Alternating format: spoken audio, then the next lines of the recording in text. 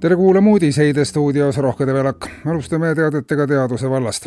Maailma juhtivad geofüüsikud väidavad värskes uurimistöös, et planeedi maa pöörlemiskiirus muutub üha ebaühtlasemaks. Kaua otsiti põhjust ja nüüd on see leitud. Peamiselt Hiinas asuvatest veebipoodidest Eestisse saabuvate kaubasaadetiste maht kasvab rekordkiirusel.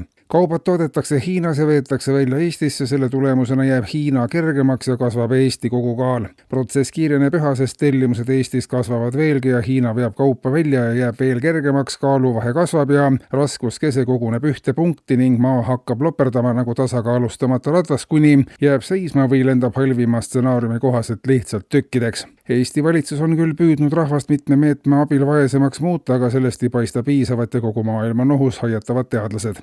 Kultuuriministeerium arutab aga võimalust kaotada kultuuritöötaja palgamiinimum. Nimetatud miinimum on aastate jooksul ajale jalgu jäänud ja on täna juba ostujõult piisavalt väike, et selle kaotamine ei muuda kultuuritöötaja elus enam midagi halvemuse suunas. Pigem aitab palgamiinimumi kaotamine omakorda kaotada petliku lootuse, et ehk saab selle palgaga kuidagi hakkama. Ministeeriumi sõnul on antud palk kultuuritöötaja mõnitamine ja sellise palga maksmine tuleb lõpetada ja selle asemel hakatakse avaldama iga kuu lõpus kõikidele kultuuritöötajatele siirast tänu.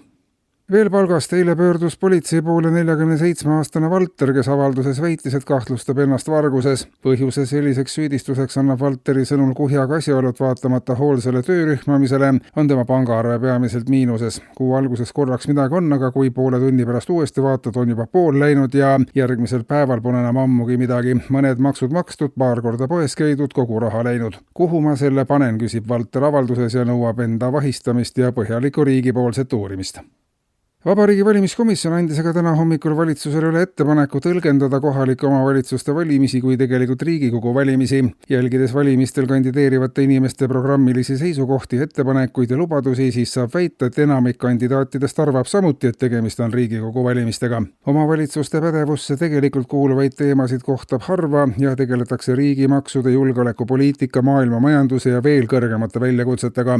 Suur ressurss läheb tõenäoliselt kaduma, sest valla- ja linnarahvas saab endale nüüd munitsipaalametnike asemel suure hulga ministreid, kelledest on enamikel veel ka mingi muu kepike paunas, prognoosib valimiskomisjon. Ja lõpetuseks, valitsuses on valmis saanud eelnõu, mis lubab töötuks jäänud inimestel peatselt mardisanti joosta aastaringselt, mitte ainult mardipäeval. Naistöötutel on lubatud omakorda ka joosta kadrisanti 365 päeva aastas.